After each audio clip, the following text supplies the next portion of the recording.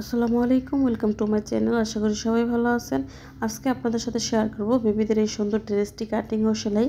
ভিডিওটি দেখলে আপনারা বাসায় বসে আপনাদের বেবি কিংবা কাস্টমার বেবির জন্য ড্রেসটি তৈরি করতে পারবেন। আশা করি ভিডিওটি ভালো লাগবে। ভালো লাগলে লাইক, কমেন্ট এবং শেয়ার করে দিন। এই ধরনের ভিডিও আপনার মোবাইলে সবসময় পেতে চ্যানেলটিতে সাবস্ক্রাইব করে রাখেন। এরপরে দেখেন এখানে আমি 4 পাটে কাপড় নিয়ে নিয়েছি। কাপড়টা দুইটা ভাঁজ করে 4 পাট করে নিয়েছি। 4 পাট থাকা অবস্থায় লম্বা 6 ইঞ্চি এবং চওড়ায় 5 ইঞ্চি রয়েছে। এখান থেকে গলার চওড়া নিচ্ছি 2 ইঞ্চি আর গলার লম্বা নিব 3 ইঞ্চি।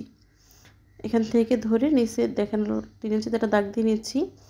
দাগটি আমি দেখেন মিলিয়ে নিচ্ছি, বক্সের মতো তৈরি করে নিচ্ছি। এই দাগে এখন আমি কাটিং করে নিব। এখানে দুইটা পার্ট বের হবে, দুইটা পার্টই আমি এক সাইডে জয়েন্ট দিয়ে নিব এবং আরেক পাশে গলার জন্য আমি আরেকটা পার্ট কাটিং করে নিব। সাইড থেকে কাপড়টা কাটিং করে সোজা করে নিচ্ছি। এখানে এক পাশে গলা দেখেন এভাবে করে বক্সের মতো গলাটা তৈরি করতে হবে। এখানে দুইটা পার্ট রয়েছে, দেখেন দুইটা পার্টই আমি এক পাশে গলার জন্য তৈরি করব। উপরে জয়েন্ট সাইড রয়েছে, আপনারা চাইলে এখান থেকে কাটিং করে নিতে পারেন। এরপরে আরেক পাশে গলার জন্য দেখেন কাপড় নিয়ে নিয়েছি। এই কাপড়টা আমি দুইটা ভাঁজ দিয়ে 4 পার্ট করে নিয়েছি। এরপর কাপড়ের উপরে আমি যে গলাটা কাটিং করেছি সেই গলার কাপড়টা রেখে তারপরে গলার মাপ অনুযায়ী আমি কাটিং করে নিচ্ছি। দেখতে পাচ্ছেন এই গলা অনুযায়ী আমি কাটিং করে নিচ্ছি। নিচের সাইডটা বড় রয়েছে, দেখেন এখন কাটিং করে ফেলে দিচ্ছি। এখানে দুই পাশে গলা আমি কাটিং করে নিয়েছি। দেখেন এভাবে করে গলাটা তৈরি করতে হবে। দুই পাশে গলাটা এভাবে করে সোজা করে ধরে পুটের অংশটা সেলাই করে নিতে হবে। পুটের অংশটা জয়েন্ট রয়েছে, আপনারা চাইলে কাটিং করে নিতে পারেন। প্রথম অবস্থায় ভিতরের সাইড এভাবে সেলাই করতে হবে আর সেলাইয়ের আগে এভাবে উল্টে নিতে হবে, উল্টো সাইড থেকে সেলাইটা করতে হবে। এভাবে উল্টে নিয়ে ভিতরের সাইড এভাবে করে সেলাই করে নিতে হবে। তারপরে পুটের অংশটা জয়েন্ট দিতে হবে।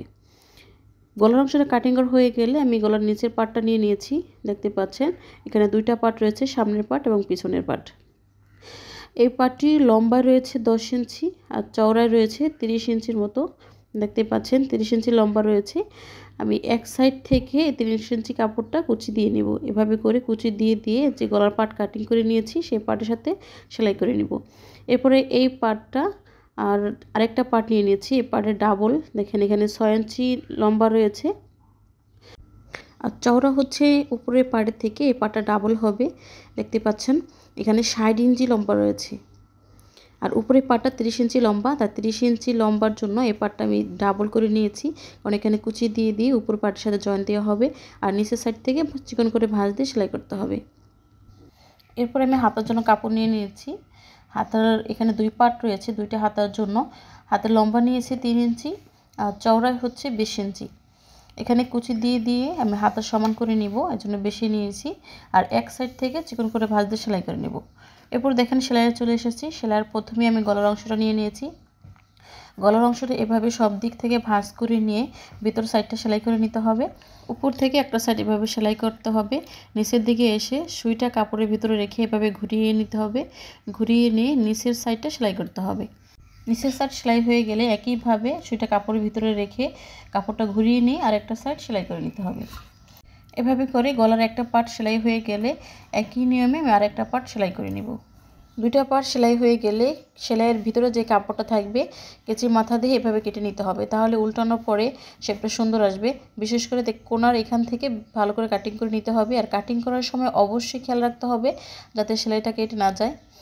সব দিক থেকে এভাবে কাটিং করে নেওয়ার পরে পার্টগুলোকে উল্টে নিতে হবে। এভাবে করে সব দিক থেকে উল্টে নিতে হবে। উল্টে নেওয়ার সময় দেখেন এভাবে নখ দিয়ে ঘষে নিতে হবে। এভাবে করে নখ দিয়ে প্রথমে ঘষে নিতে হবে। এভাবে করে ঘষে নিতে হবে। ঘষে নিয়ে তারপর উল্টে নিলে শেপটা সুন্দর আসবে। আমি দেখতেই পাচ্ছেন সব দিক থেকে নখ দিয়ে ঘষে নিচ্ছি। নখ দিয়ে এভাবে ঘষে নিয়ে উল্টানো হলে কাপড়টা কুঁচকে থাকে না, দেখতে সুন্দর লাগে। আপনারা চাইলে এখানে আয়রন করে নিতে পারেন। আয়রন করে নিলে ফিনিশিংটা সুন্দর দেখাবে। আর কোনাগুলোকে নখ দিয়ে ভালোভাবে তুলে নিতে হবে। দেখতে পাচ্ছেন এভাবে করে নখ দিয়ে ঘষে ঘষে কোনাগুলোকে সুন্দরভাবে তুলে নিতে হবে। দুইটা পার্ট এভাবে উল্টানো হয়ে গেলে একটি পার্টের উপরে আরেকটা পার্ট এভাবে রাখতে হবে। এভাবে রেখে পুটের অংশটা এভাবে সমান করে ধরে তারপর পুটের অংশ সেলাই করে নিতে হবে।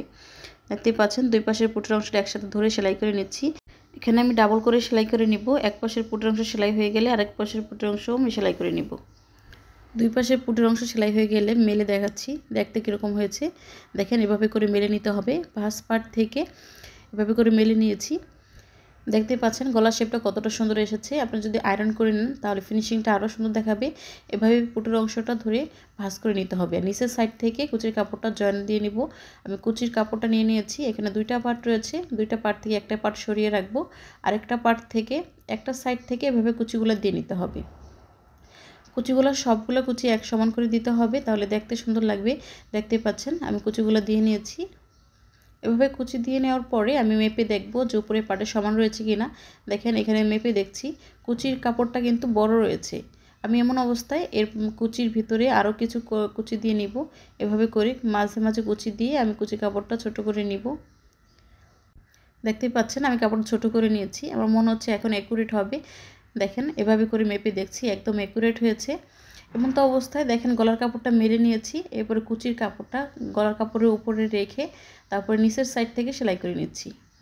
কুচির কাপড়টা এভাবে সোজা করে ধরতে হবে, আর সেলাইটা অবশ্যই কুচির উপরে যে সেলাইটা রয়েছে এই সেলাইয়ের উপরে দিতে হবে, নয়তো ভাঁজ পার্ট থেকে সেলাইটা দেখা যাবে।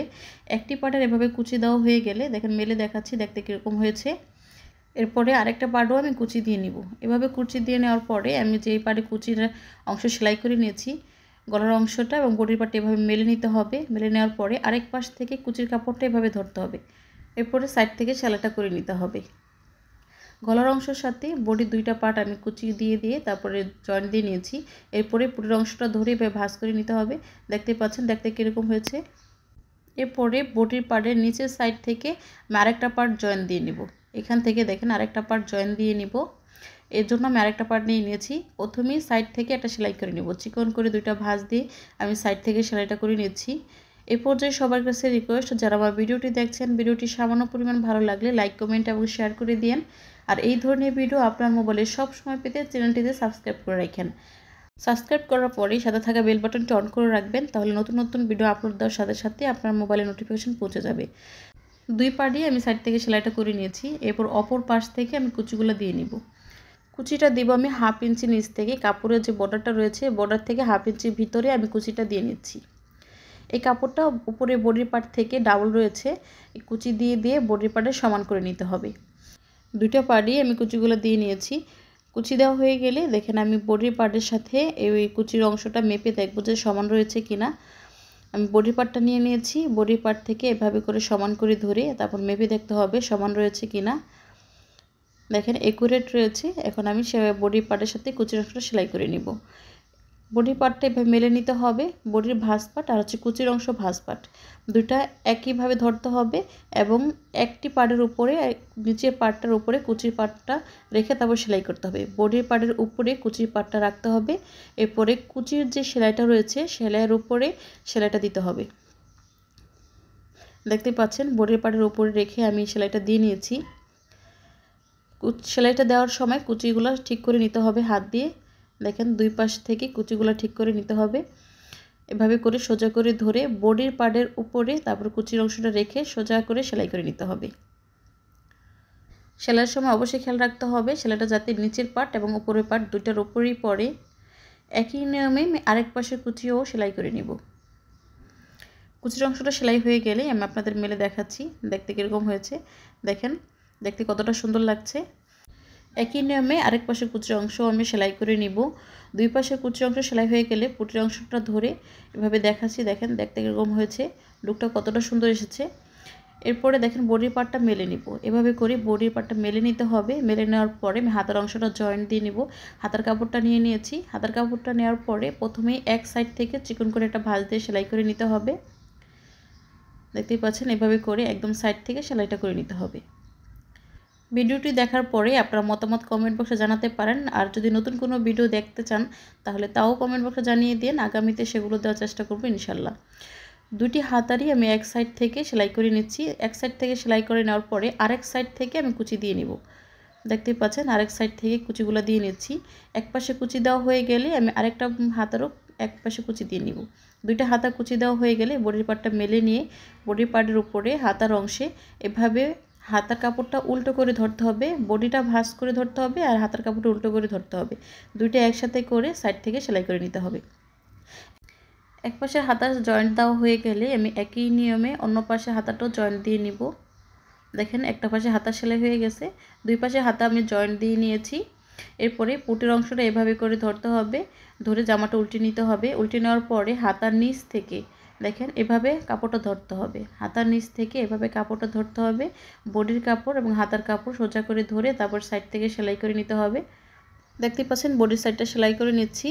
একই নিয়মে আমি অপর পাশে বডির সাইডও সেলাই করে নেব। দুই পাশে বডির সাইড সেলাই হয়ে গেলে আমার ড্রেসটি কমপ্লিট হয়ে যাবে। আগামী ভিডিওতে আপনাদের জন্য অবশ্যই নতুন কিছু থাকবে। সে পর্যন্ত ভালো থাকবেন, সুস্থ থাকবেন। আল্লাহ হাফেজ।